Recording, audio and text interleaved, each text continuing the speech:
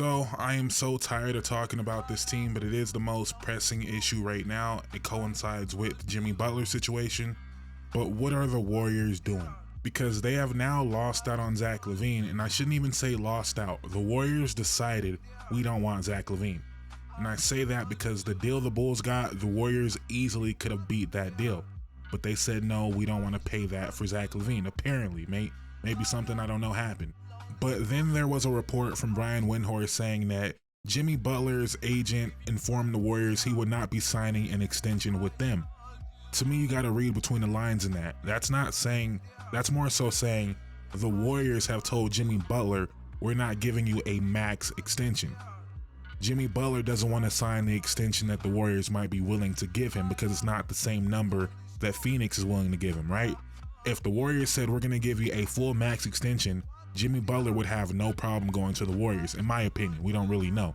But now today we get another report from Anthony Slater saying the Warriors still remain in the mix for Jimmy Butler despite him not wanting to sign that extension.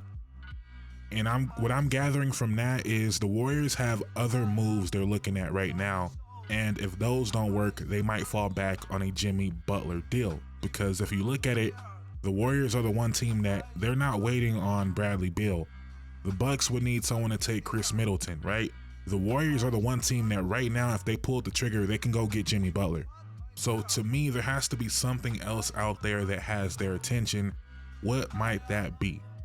I feel like the Warriors are desperate and are just about to start swinging, right? And the Lakers getting Luka has to be a gut shot to Joe Lacob, who feels like the Warriors are the new model. They're the new face of the NBA. We know that's not the case, but in Joe Lacob's mind, he probably felt like that's where it was going. And now you can't get a co-star for Steph. So with that in mind, the move I think they're really looking at right now, and I have no insight to this, right? But I think it's Zion.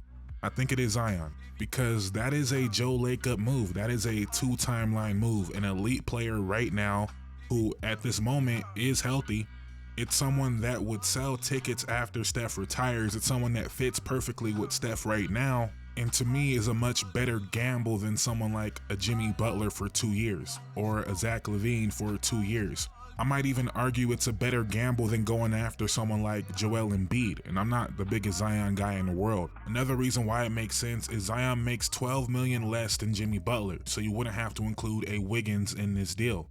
So on January 5th, Dennis Schroeder can be traded. So you put Schroeder, Kuminga, that's already $20 million. Add Kyle Anderson and one of Kevon Looney or GP2, you get to $36 million. You could throw in Javonte Green going back to the Warriors, and that makes sense. The money works. And if you're the Pelicans, Kevon Looney's expiring, Dennis Schroeder's expiring, Kyle Anderson, that's a good deal, and you'd have to pay Kuminga this summer. But if you are the Pelicans and you're able to walk out of the Zion experiment with Kuminga in a pick or Kuminga in 2 picks, that might be something worth looking at. I'm not sure they look at it, but from the Warriors side, I think Zion kind of is the guy. And once again, I'm not a Zion guy, but I kind of like that more than, oh, we're going to double back and try to get KD now. We're going to trade Kuminga for KD.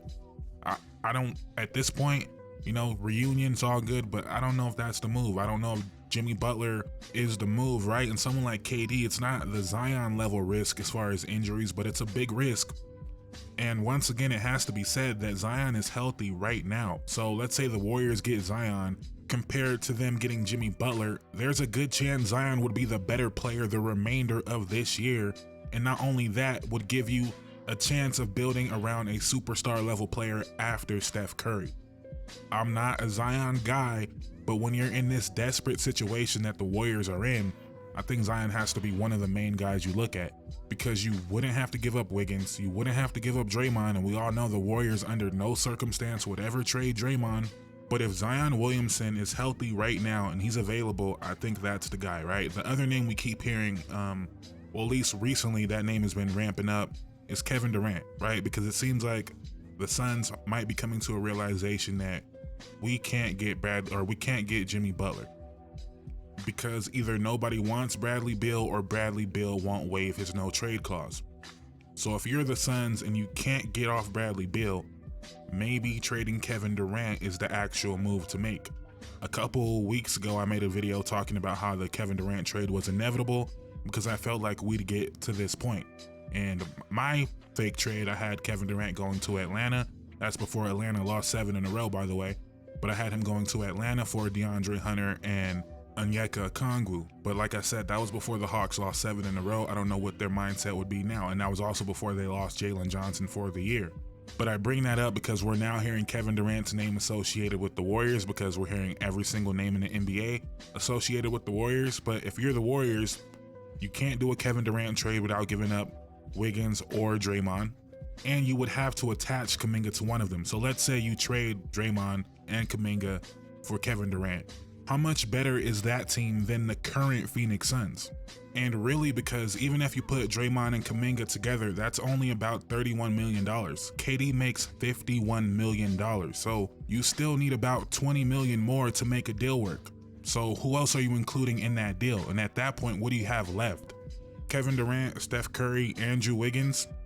Cool. Is that much better than Kevin Durant, Devin Booker, Bradley Beal? I would much rather prefer the option of getting Zion, keeping Draymond, keeping Wiggins. We still got Moody, we still got Pods, we still got TJD.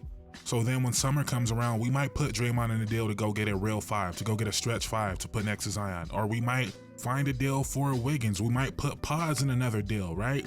That provides you a lot more flexibility than trading for a 36-year-old Kevin Durant making $15 million more than Zion, and you actually don't get that much better. You shorten your window, which is fine, right? Steph Curry's not going to be here forever, but it's not that much of a home run. It's not, because it's not just Draymond, Kuminga for Kevin Durant, right? And let's say it's Wiggins, because we know Draymond Green will never be traded. It would have to be Wiggins, Kuminga, Kyle Anderson, Kevon Looney. And that's before we even talk about picks, because if this was the deal alone, I might do it if I was the Warriors. If I have to do this and put picks on as well, I'm not sure I'm doing that. But yeah, what are the Warriors gonna do? Another name I seen floated out there was LaMelo. I just don't think that's gonna happen. Maybe that's an off-season type of move. I could see that happening in the off-season. Don't think it's gonna happen right now. And why does it seem like, I know it's not the case, but why does it seem like LaMelo is more of an injury risk than Zion? And as I was just about to end this video, Chris Mannix is reporting, and I know the name, I know him from TV, I believe. Not sure how tapped in he is with the Suns or reporting basketball in general, but let's take his word for it right now. He says the Warriors are indeed serious about reuniting with Kevin Durant. So it's getting crazy, and the reports are already coming out that it would be Wiggins in a deal, not Draymond. I guess that makes sense. I guess the Suns wouldn't want Draymond. But it's just funny that under no circumstance will Draymond be included in trade talks. Like, just let me know what you guys think is going to happen. Please drop a like, please comment, please subscribe. I would greatly appreciate it. Thank you guys so much for watching. I'm out. Peace.